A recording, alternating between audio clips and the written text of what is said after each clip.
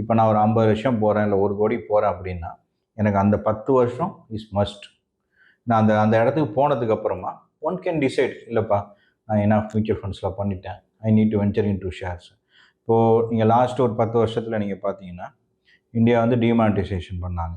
அப்புறம் இந்தியா இது வந்து பார்த்திங்கன்னா 17 ஜிஎஸ்டி இம்ப்ளிமெண்ட் பண்ணாங்க. ஸோ 19 இந்தியாவில் என்பிஎஃப்சிஸ் கிரைசிஸ் வந்தது, 20 covid, 22 Russia versus Ukraine war, 23 Israel versus Gaza வார்.